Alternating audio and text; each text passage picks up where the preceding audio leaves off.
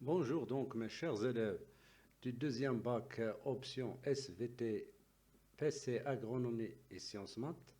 Donc aujourd'hui dans cette vidéo, je vais vous parler du rôle de la méiose, bien sûr, dans le transfert de l'information génétique. La première des choses qu'il faut savoir, c'est comme on a fait pour la mitose dans l'information génétique, localisation, transmission, nature et expression. On a parlé de la mitose, on a parlé de l'évolution de la quantité d'ADN dans une cellule au cours de la mitose. Aujourd'hui, c'est l'évolution de la quantité d'ADN dans une cellule au cours de la méiose. D'accord?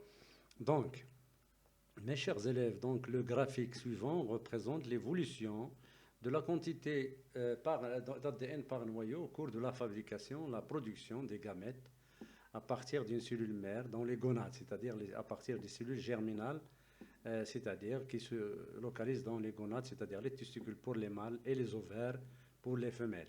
Donc le graphique est constitué donc de deux axes. Donc l'axe des abscisses, c'est le temps, et l'axe des ordonnées, donc c'est la quantité d'ADN. Vous avez donc arbitrairement, on a choisi Q sur 2 ici, et 2Q ici.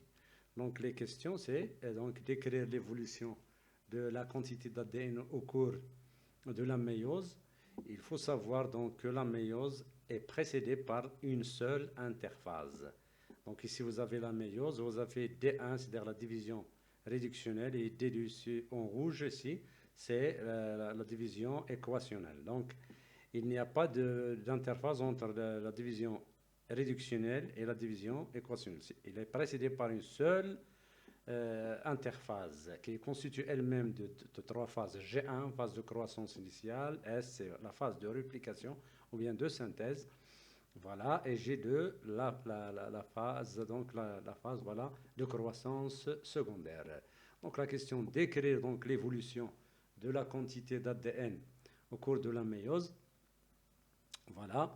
Donc, au cours de l'interface, donc en phase G1, donc vous avez la quantité d'ADN de la cellule germinale donc est Q, elle est constante, mais il passe au cours de la phase S de l'interphase à la quantité de Q. Hein. Après, il reste constante jusqu'à l'anaphase 2, l'anaphase 1, pardon, c'est-à-dire la fin de la fin de la division réductionnelle, ici 1. Il passe à Q, puis vers la fin de la deuxième division équationnelle, c'est-à-dire l'anaphase 2, il passe à Q sur 2. D'accord? Donc, vous voyez ici l'évolution voilà, de deux chromosomes. Hein.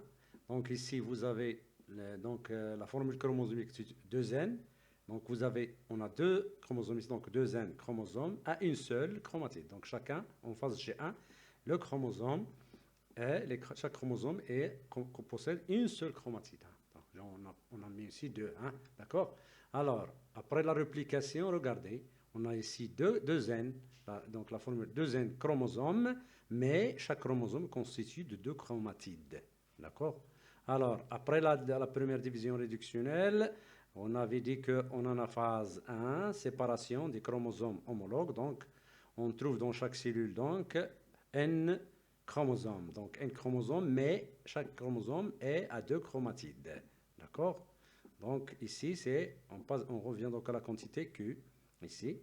Donc ici, vous avez deux N chromosomes, mais une seule chromatide. Donc ici, N chromosomes, mais chaque chromosome est à deux N chromosomes. Donc on revient à la quantité Q de l'ADN. Et un nombre donc réduit de moitié dans les cellules. Donc la cellule passe de 2N à N. D'accord? Après la phase 1, bien sûr, où il se produit donc une division de centromère de chaque chromosome, on passe donc à N chromosomes à une seule chromatide, c'est-à-dire le chromosome donc à une seule chromatide, et la quantité d'ADN donc est divisée par 2 ici, Q sur 2. D'accord? Donc la méiose est la succession de deux divisions cellulaires, la division réductionnelle ici, la division équationnelle. Elle permet donc de réduire la quantité d'ADN de la cellule germinale de Q à Q sur 2. Voilà, de Q à Q sur 2 dans les gamètes. Cette division, bien sûr, est précédée d'un doublement de la quantité d'ADN, bien sûr, la réplication d'ADN pendant l'interphase, une seule interphase. Donc, la méiose est précédée par une seule interphase. Donc ça, c'est ce qu'il faut comprendre avant de passer au rôle de la méiose. On va parler dans la vidéo prochaine, Inch'Allah, du rôle de la méiose, c'est-à-dire du brassage intrachromosomique et le brassage interchromosomique.